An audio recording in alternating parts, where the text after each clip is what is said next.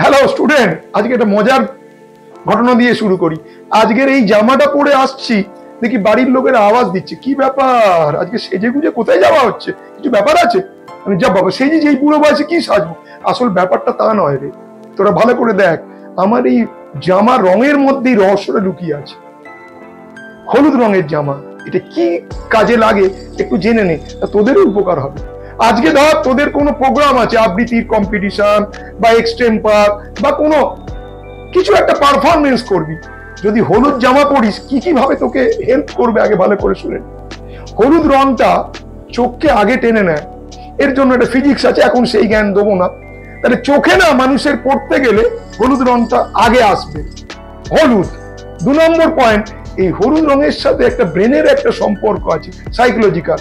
তোর memory boost up করবে, তোর সেরোটোনিন লেভেল বাড়িয়ে দেবে, তোকে ভালো রাখবে, তোর ক্রিয়েটিভিটি বাড়িয়ে দেবে। তা তুই হলুদ রঙের জামা পরে আজকে পারফরমেন্স কর, দেখ সাকসেস পাস কিনা।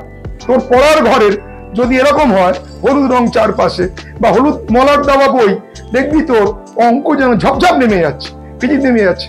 দেখ না ম্যাজিক হয় কিনা, আচ্ছা করে দেখ। আর ভবিষ্যতে উপকার যদি পাস, তাহলে আর কোন রঙের সাথে কি কি সম্পর্ক আছে আবার একদিন অন্য ভিডিও এনে দেখবো।